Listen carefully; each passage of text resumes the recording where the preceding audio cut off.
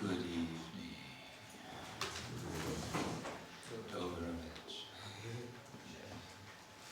Dobrovich, eh? Namo Vishnu Padaya Krishna Prestaya Mutale Shimate Bhakti Vedanta Swami Niti Namine Namaste Saraswati Devi Gauravani Pracharine Nirvishesha Shunyavani Ashatyare Shatare Vanchakavatruyascha Kripa Sindhuya Vacha Patidanam Pavanebhyo Vaishnavebhyo Hey Krishna, Karuna Sindhu, Dinabandhu, Jagapate, Gopesha, Gopikakanta, Radhakanta, Namostute, Takta Kanchana Gaurani, Radhe Vrindavaneshwari, Vrishabhanu Sute Devi, Pranamami Hari. Jaya Shri Krishna Chaitanya Prabhu Nityananda Shri Advaita Gadadhara Shri Vasari Gaura Bhaktavinda Hare Krishna Krishna Krishna Hare Hare Hare Rama Hare Rama Rama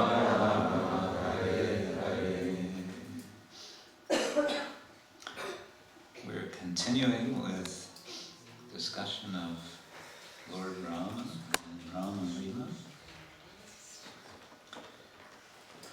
Tomorrow is Rama Navami, otherwise known as Ram Navami, the 9th day of the, I don't know, is it waxing moon or waning moon? Waxing? Increasing moon? Yeah. Increasing. Okay.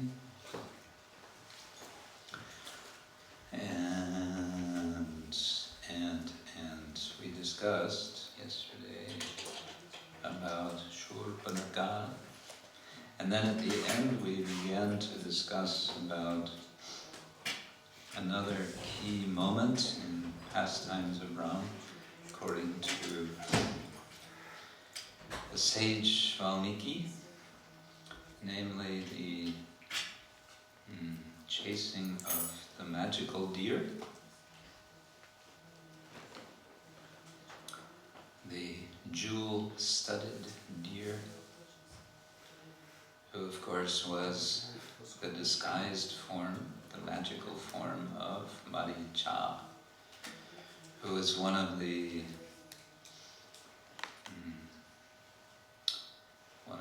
associates of Ravana, the Rakshasas.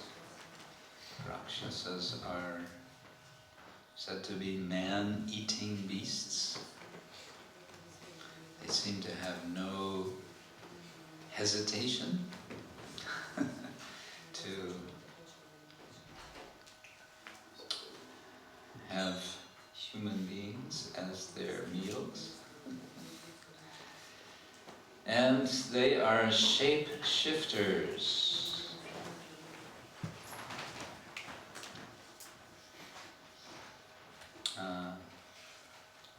They can change shapes. Would you like to be able to change your shape sometimes? Yes? If you could change your shape, what would you be? What would you change your shape to?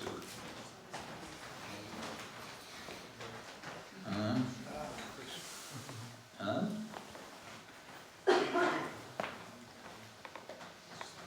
Something that can fly, Something that can fly.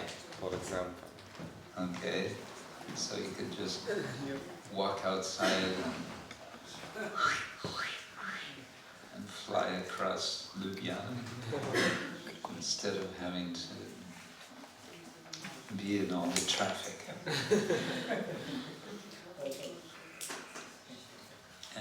Anyone else have an idea of what you would like to be?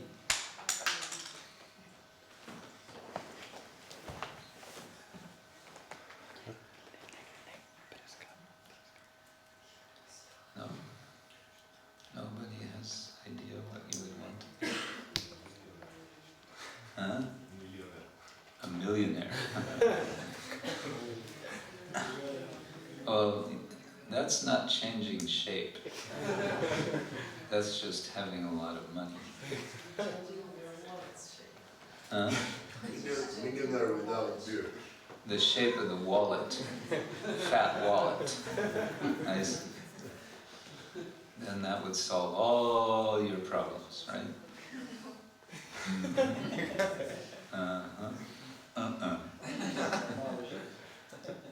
Maybe changing a gender. Changing gender. Oh. Some people, of course, actually do that, right? Nowadays, people actually do that. Which is, to me, quite an amazing thing. I don't quite comprehend that people do that. Changing gender. A lot of, we mentioned plastic surgery. A lot of people nowadays, this is apparently quite popular. Changing the shape of your face. I heard in China there's a lot of that because there's a lot of social pressure for young people to look a certain way. Yeah. Anyway, so if you really want to be a shape shifter, be careful because you might find yourself being born as a Rakshasa. That's what Maricha found himself to be, and as a result he had to do a certain service for Ravana, which he absolutely did not want to do, because he knew he knew exactly what's gonna happen. We mentioned about that, we read a little bit what Maricha had to say to Ravana when Ravana explained his plan for Maricha. Maricha spoke very strongly to Ravana, telling him what a fool he was, what a mistake this was. Did Ravana listen? He didn't listen. Didn't listen to good advice.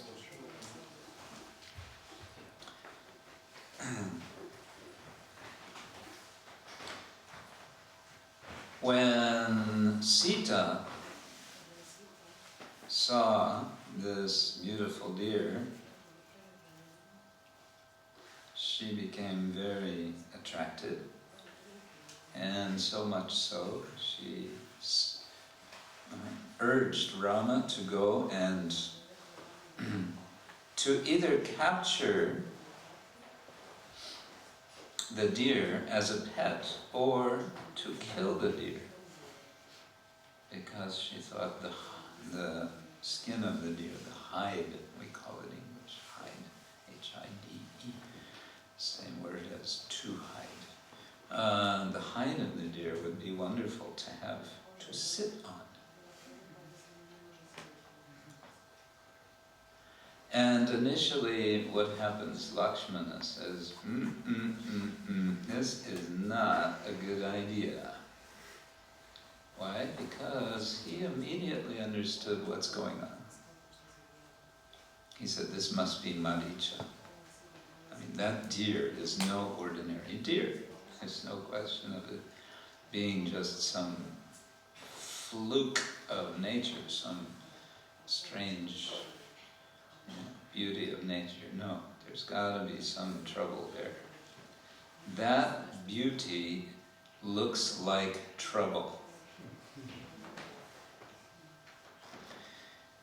which is for us also a general good principle to keep in mind when we see anything especially attractive in the material world, attractive for our senses. What should we think? Double trouble. Double trouble. Yes, double trouble. It's a trap, right? The deer was a trap. But Sita prevailed in her arguments. Somehow Rama felt he wants to please Sita. And so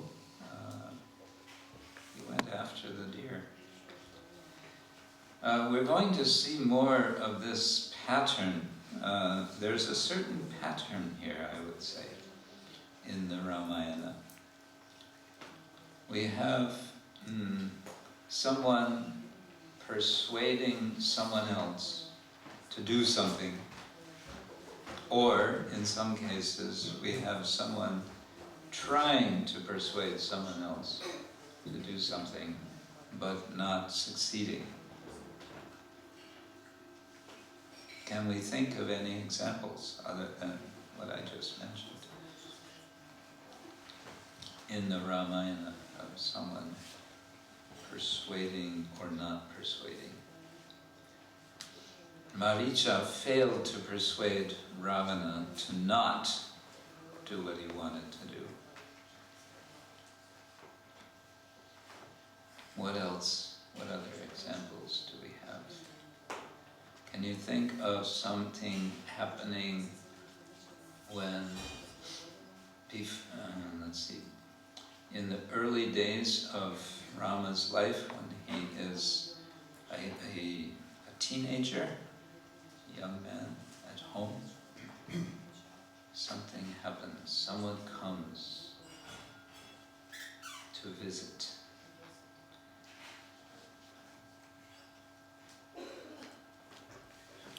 You must be knowing the Ramayana story. Some the sage basic. came. Some sage? Yes, one sage. Do we know who the sage was? I just know that he tried to persuade king to give him ram to... Is that the case? Yes, that's it. Now we're getting somewhere. Okay, the sage was Vishwamitra. Vishwamitra, he's kind of the sage in many stories. And what does he want to persuade? He wants to persuade Dasharatha to allow Ram to help him. Rama to help him. Also Lakshmana, yeah. What's Dasharatha's first reaction? No. No. Forget it. Rama is just a young boy, he's only 16 years old, he's very delicate, he's never been out in the wild before, he's not fit for what you want, he's not going to manage what you want. What does Vishwamitra want? He wants the two boys to help him to destroy Rakshasas who are harassing him when he's performing sacrifices in the forest. And so, first Dasharatha says, no, niet. And then Vishwamitra starts to get angry. Says, what are you doing? Saying, no, I am a sage, Brahmana, coming to ask you. You have offered to please me with something and now you're saying, no, this could be trouble. Sages are very sagely, but if you make them upset, watch out. They could turn their blessings into a curse. And so Dasharatha kind of says, okay. Yeah. So his persuasion, Vishwamitra's persuasion, is kind of connected to a threat. If you don't do what I want, I might curse you. Yeah, that was sort of how it went. What's another persuasion that goes on? Famous one. Yes. Yeah, Mantara. Mantara is the servant, the maid servant of Kaikeyi. And of course it's Mantara who plants, she plants the idea in Kaikeyi to do what she eventually does. Before Mantara brought this idea that let Bharata be the king, let Rama be banished to the forest, she didn't even think of this, because there was kind of no question Rama would be the king. But then Mantara said, you could be the mother of the king, and all of this is very easily possible because you have two boons, two benedictions, which you can redeem. So in this case, Kaikeyi is rather quickly convinced, although initially she was very resistant. She couldn't bear the thought. But within a short time, Mantara managed to enter into her heart and change it. And that's, of course, when all the trouble starts. Okay, let's see. Other persuasions.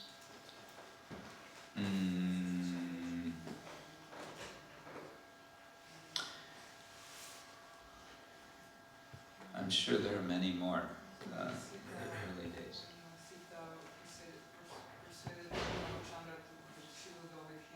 Yes, that's a very good one.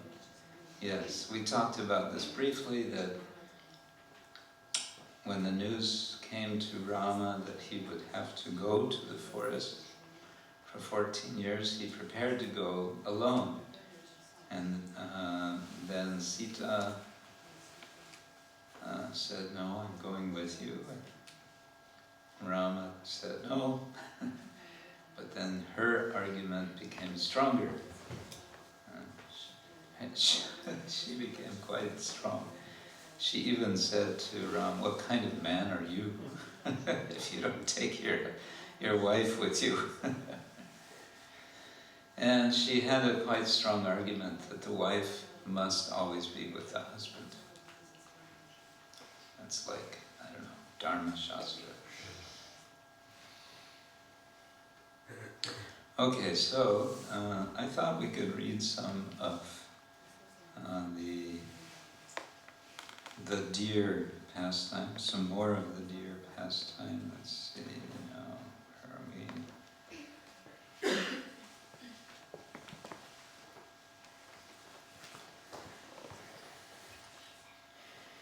Okay.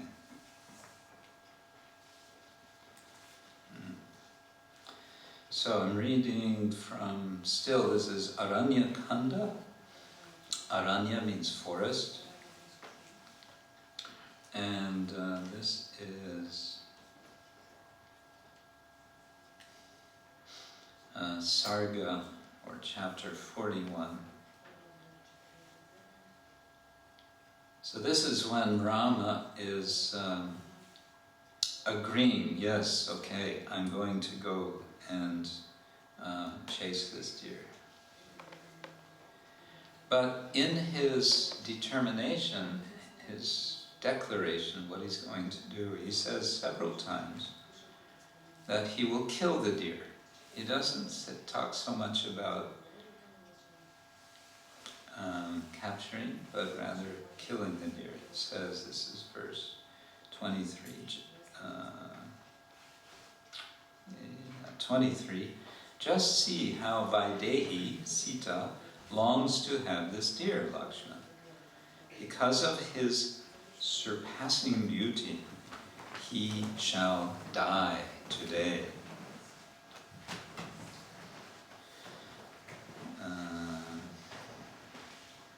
And he says there's no such deer anywhere to be found. And the lovely patterns on the deer's pelt, that means his skin,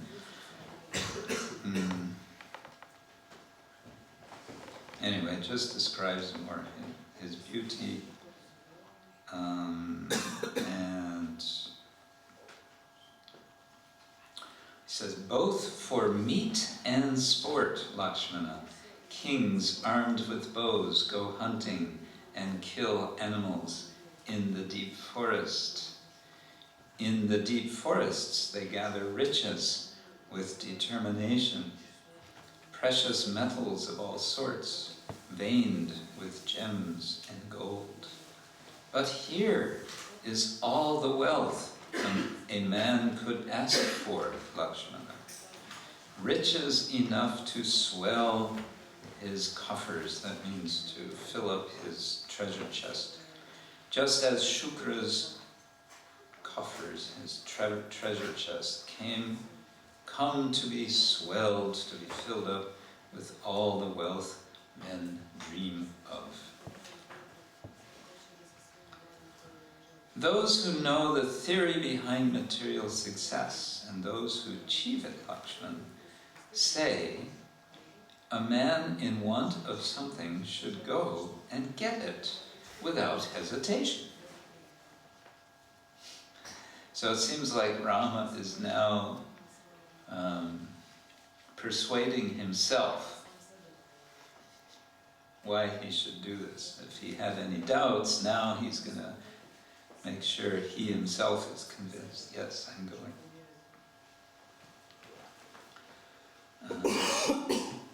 And he says, there is no hide, no animal skin, I would think, either antelopes or gazelles or goats or ewes, that could be so soft to the touch. So again, he's thinking about killing the animal.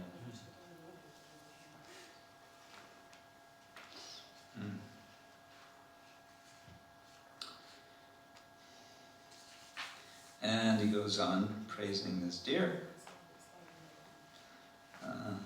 And he says, then again, if it turns out to be the magic of that Rakshasa, because Lakshmana is saying this is a Rakshasa, Rama says, if it's a Rakshasa, fine. Then it is my duty to slay him, to kill him. the savage, impious Maricha used to roam the forests, injuring the bulls among sages. Bull among sages, that means the big sages, the great sages. And then he tells a rather strange story, I won't go into that, about some demon and how some demon used to kill sages by taking the form of the sage's food, and then when they would eat the food, he would go in their stomach, and then he would destroy them from inside. So he's saying, just as happened with Vatapi, who was eventually outwitted, he was killed.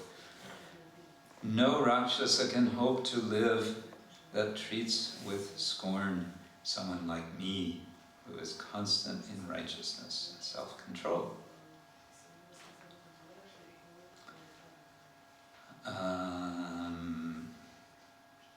But, he says, you must remain here to protect my Tili, armed and on your guard, for our first responsibility is to her. That's interesting.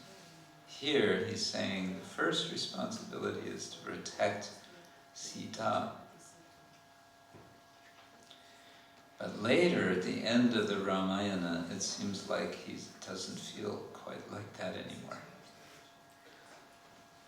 But rather, he's thinking his first responsibility is to the kingdom. Of course, you can also say it's not that he's giving up all responsibility. He sends her to the forest, but she is sent to the ashram of Valmiki, which means she'll be protected. She'll be protected. So it's not that she's just being thrown out.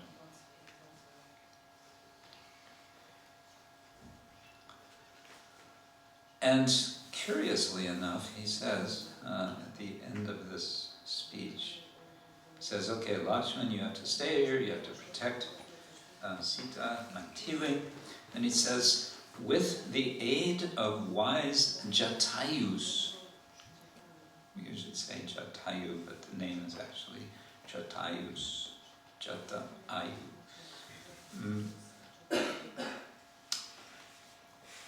The capable and all-powerful bird, take care of my Tili. Be on your guard every moment, Lakshmana, and suspicious of everything. So, this is the duty for Lakshman. He's been given his task. As we know, what's going to happen? Lakshman is going to become persuaded by Sita to leave, to go to protect Rama. Of course, he does this not because he's actually persuaded. It's not that he's actually persuaded that he should leave. In fact, he's quite persuaded otherwise. He knows that Rama is not in danger. But Sita has attacked him with a terrible, terrible accusation. Horrible accusation. Actually, I just read it earlier today. It's more shocking than I thought it was. She really is. She's heavy.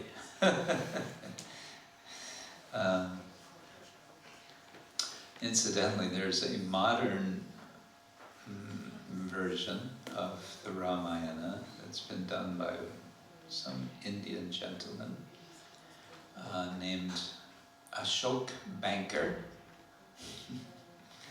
I think he lives in Mumbai. He's published his version. And I was curious, so I got a copy. It's actually kind of seems to be somewhat popular. I first saw it in a airport bookstore, I think. And I read his introduction, and he explains that he had read all the different versions of the Ramayana that you could possibly read, at least in some sort of readable language.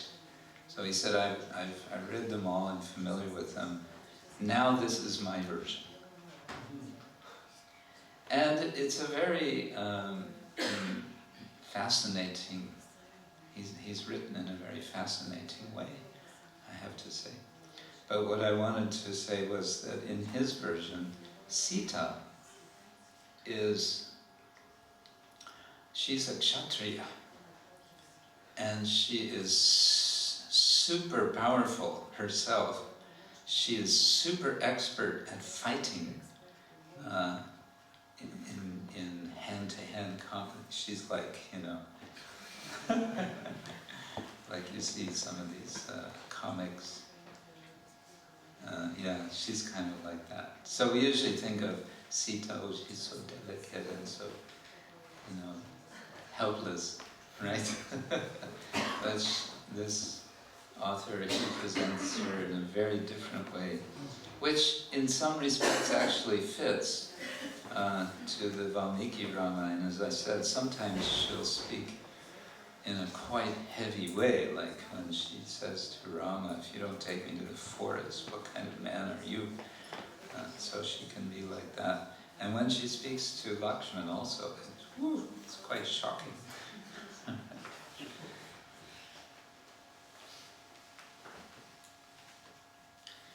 Okay, so Rama is on his way. He has 2 quivers of arrows with him on the back for fast shooting, maybe for shooting left-handed, right-handed, ambidextrous. Arjuna is like that. Arjuna is called Savyasachi, which means who can fight left-handed. He's ambidextrous, he can use either hand. So he's got lots of arrows with him. And the deer, being Maricha, he's quite, he wants exactly this to happen. So he's drawing Rama out into the forest further and further and further and further away. And he'll let Rama come close, and then whoop, he'll jump further away, he'll hide, and then he'll come out. Rama will follow. So this is going on. But then Maricha starts to get tired.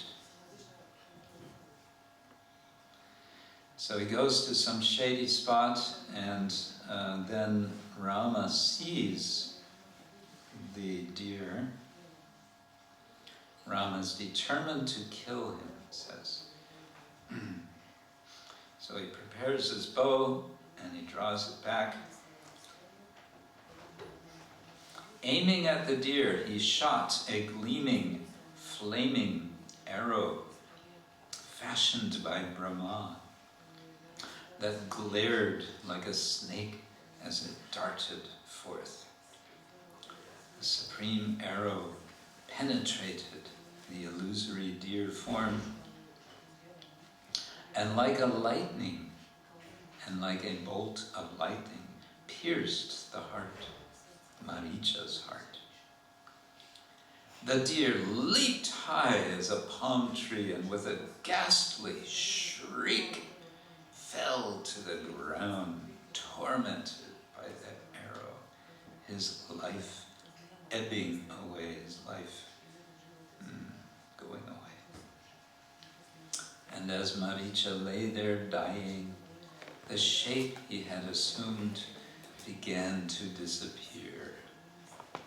That beautiful, magical shape is now disappearing.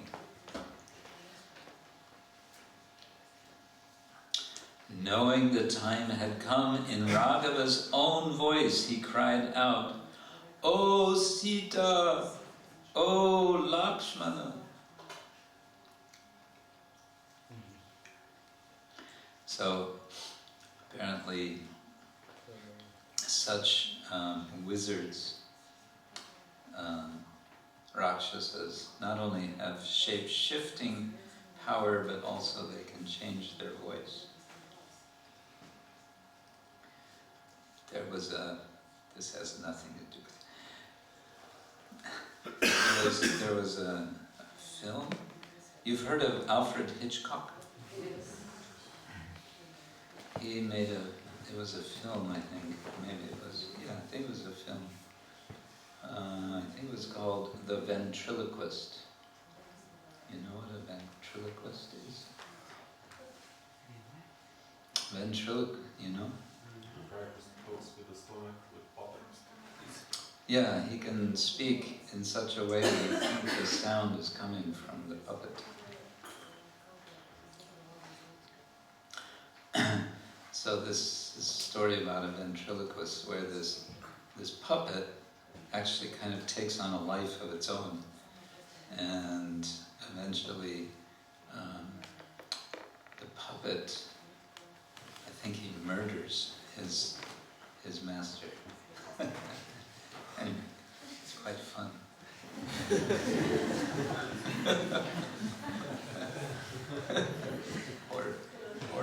Horror is one of the rasas, you know. It's one of the minor rasas. Horror. Why do we like horror movies? Because there's something relishable there. Okay.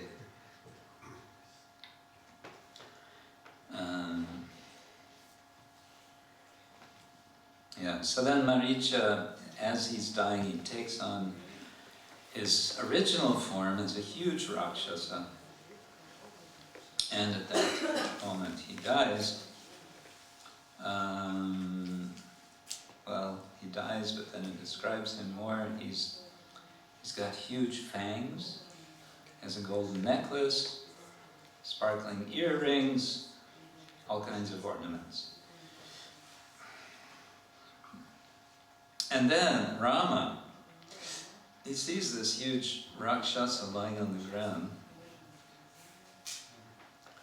and he remembers Sita, and he remembers what Lakshmana was saying. And he realizes now is going to be a problem. Why? Because he called out in his own voice, "Oh Sita, oh Lakshmana." So how is Sita going to react to this? And great armed Lakshmana, what will be his state of mind? And when he's thinking this, the hair on his body bristled with dread. Then Rama's consternation gave way to a feeling of fear that shot through him with sharp pangs. The deer he had slain was in fact a Rakshasa. The voice it had used was his own.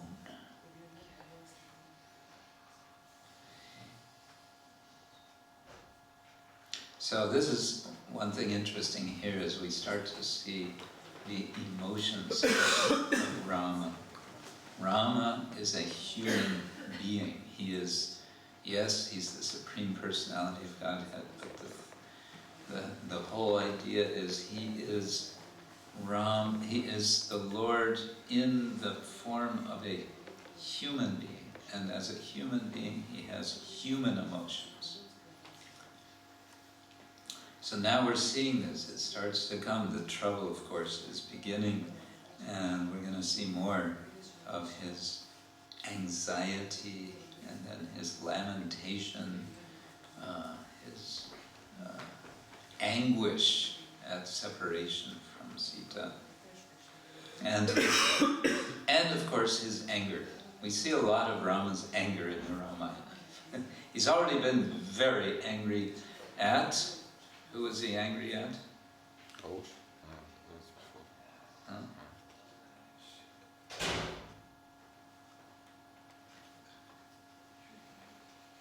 Huh? Yes, Shurpanaka. He was angry at her, and then he became angry at all the Rakshasas that Shurpanaka sent. First 14, and then 14,000. He gets, in a rage, and he kills them all. So anger, there's a lot of anger there. It's of course righteous anger. It's not ordinary anger. The last verse of this chapter, 42, is rather surprising. It says after he has killed Maricha, so he's killed a deer, which is actually this Rakshasa. And then the last verse says, he killed another dappled deer and, taking the meat, hurriedly retraced his steps to Janasthana. Huh? What's this about? Well, there's some discussion about this in the notes.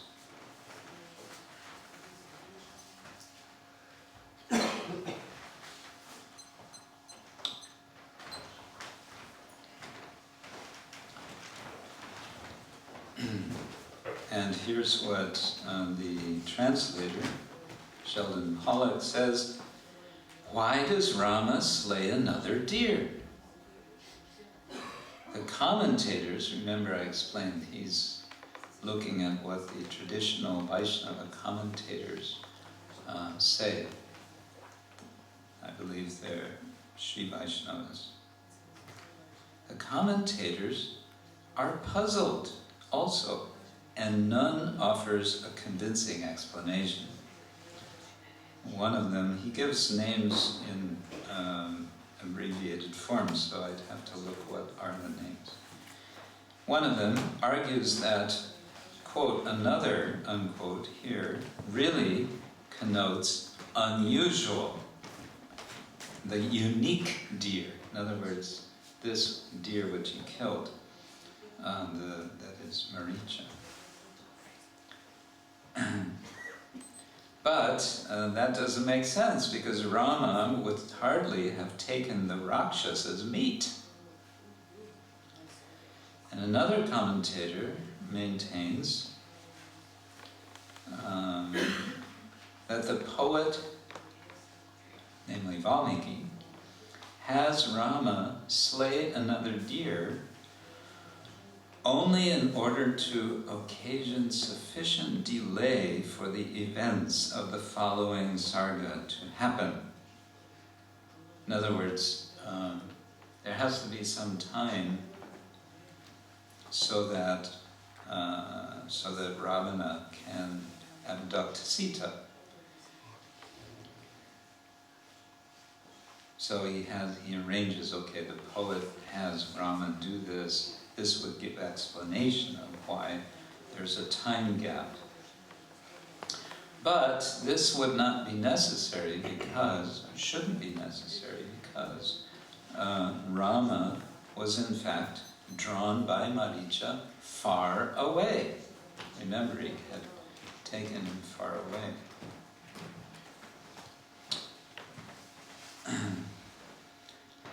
Another Acharya, Venkatanata Acharya, supposes him, namely Rama, simply to be bringing home dinner, something that Lakshman, now otherwise employed, would normally have done. This was clearly the understanding of one of the versions of the Ramayana, which says he killed other deer for their meat. And in a later chapter, Sita informs Ravana that her husband will soon come, quote, bringing an abundance of food from the forest. And that's explained elsewhere as the flesh of black deer, buffalo, and wild boar. The indecision among the manuscripts reflected in the critical text here as elsewhere may result from the discomfort later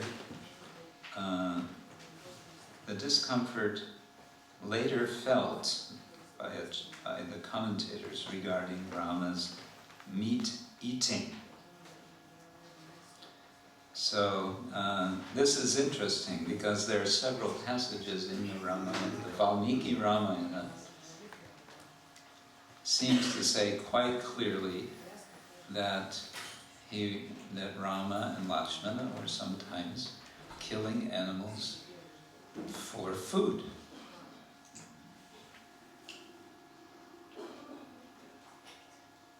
So some devotees are rather shocked at that. But one way of understanding this, there's different ways. One is, you could say, well, that must all be interpolation. You know what interpolation means? Interpolation means someone adds something later. Or we can say, no, this is Valmiki, and this is how he understands. And he understands this way. Why? Because this is what Kshatriyas do. And Kshatriyas can't be expected to be living just on fruits and roots. Although sometimes he says, also, I am now going to the forest to live with the sages, eating fruits and roots. So it's a little bit complicated. Anyway, I thought I will mention this because probably the versions of the Ramayana that you have read, quite possibly the versions that you have read, the summaries of the Ramayana, will exclude such references. Because we want to have a Rama who is vegetarian. So this was just to let you know, because someone may say, how is it Rama is described in the Ramayana that he eats meat? And you might go, no.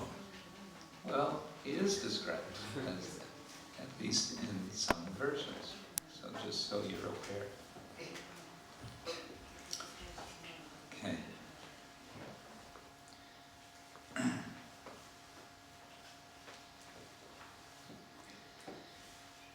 Okay, it's already 8 o'clock. Maybe we stop there, since tomorrow is a big day. If there's some comment or question, we could discuss briefly. Yes? Is anywhere described what was Maricha's destination? His destination? Because it's, Yeah, he's killed by the Lord, so presumably his destination is quite good. he also called Sita's name and Lakshman's. Yes, so all glories to Maricha. It's not mentioned here, that might be mentioned elsewhere. There are a lot of things which are kind of embellished in other works. There's a version of the Ramayana within the Mahabharata called the Rama Upakhyana, the story of Rama. There's also a Buddhist version. There's also in various Puranas, there's different aspects. We talked about Kurma Purana, that story is there. So something maybe in other works. He must have had a good destination because he was killed by Rama. Yeah. Something else? Yes. So we don't have the version like Ramayana, like Bhagavad Gita as it is. We don't have one father version. Or We don't have a Rama. We don't have a Ramayana as it is. No, there's no. Prabhupada didn't do a Ramayana. He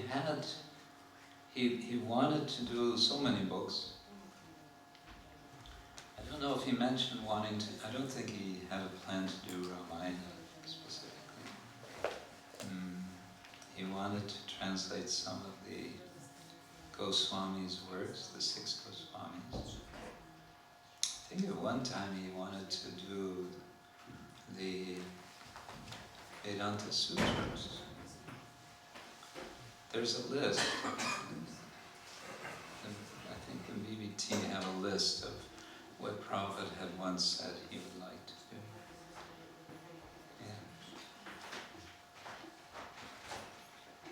Yeah. The Bhagavad Gita is, of course, a much shorter work than the Ramayana, and it's what is called a very stable text. What that means is there's practically no difference among all the different manuscripts and whatever of the Bhagavad Gita. Very tiny differences are there in just maybe a handful of verses. And the reason for that is that the Bhagavad Gita has received so much commentary by acharyas. So when someone writes a commentary, they'll quote the verse, or else part of the verse. So that makes it has a way of kind of fixing the text so somebody can't change it. The Bhagavad Gita is like that. The Srimad Bhagavatam is also a quite stable text. There are little bit variations here and there throughout, but they're all quite minor. However, there is a bit of controversy with the Bhagavatam regarding 2 or 3 chapters. Some say, like in the Vallabha Sampradaya, they say that chapter 13 of Canto 10, which is the story of Brahma Vimohana Leela, Lord Brahma stealing the cows and the calves and the cowherd boys. The Vallabhas say that can't be an authoritative chapter. It must have been interpolated. Why interpolated? Because Lord Brahma would never do such a thing. Because he is the founder of, he's the creator of the world, he is the great Lord Brahma, and so on. So they say like that. And there's 1 or 2 other chapters like that. But otherwise, the Bhagavatam is very stable. The Mahabharata and the Ramayana are quite unstable. Means there are quite a variety of versions. And that's just the history. Someone decides, I'm going to copy the Ramayana. Because in the old days, if you wanted to have a copy, that meant you sit down and copy. And that's a big job. Or you hire someone to do it for you. And so in the process of copying, sometimes the person copying may not actually know very well Sanskrit. So they'll just be copying and then they'll not read clearly what it says. So they'll just write what they think it must say. Or someone who knows Sanskrit, they'll read this and they'll go, no, can't be that. And they'll put something else. Another word, another phrase, sometimes a whole line, sometimes a whole verse.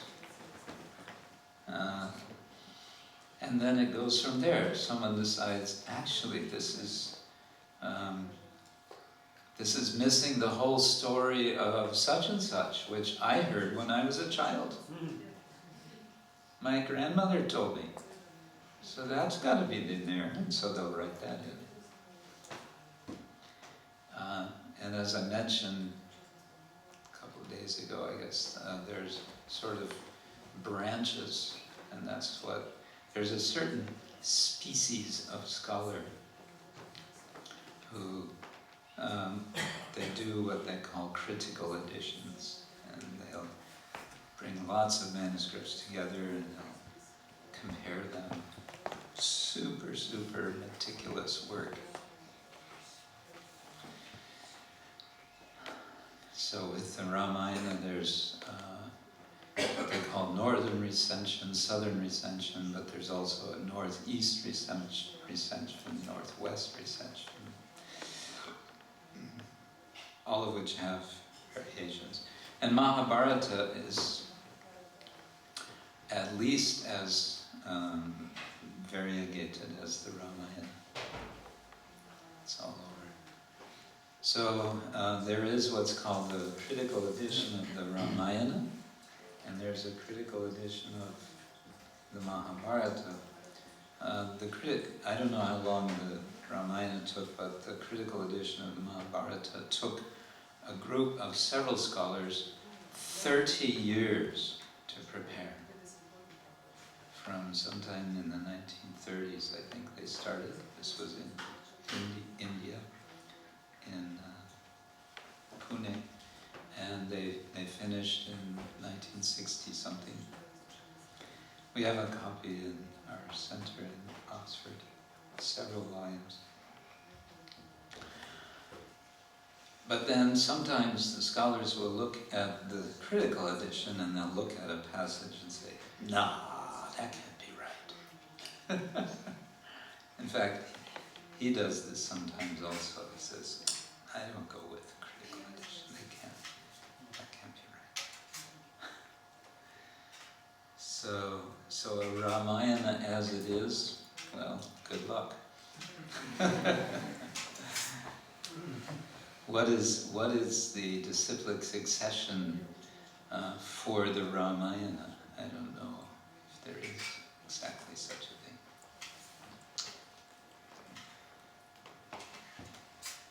But on the other side, I think we can be happy, considering this is the age of Kali, and so much disturbance is there, so much is lost in terms of Vedic literature. Jiva Goswami says of the original Veda Samhitas, the 4 Rig, Sama, Yajur, Atharva, says of that literature, there remains available today only something like 5%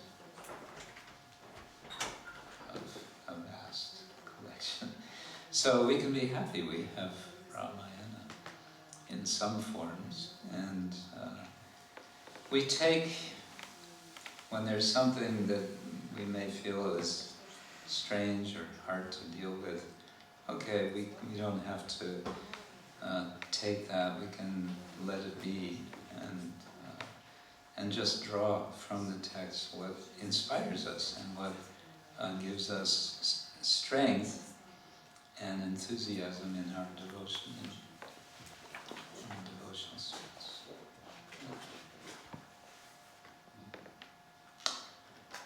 Okay, so thank you all very much. Tomorrow we'll continue. I guess tomorrow morning we could continue with this episode, because this is where it gets very intense. Ravana's meeting Sita. It's also a very interesting passage. I was quite surprised. So yeah, I'll save that for tomorrow. Is that all right? Okay. Shri Shri Sita Ram Lakshman Hanuman Ki Jai. Yes, I think tomorrow we have to also say something about Hanuman. right? Yeah. How can you talk about Ram Lila without Hanuman?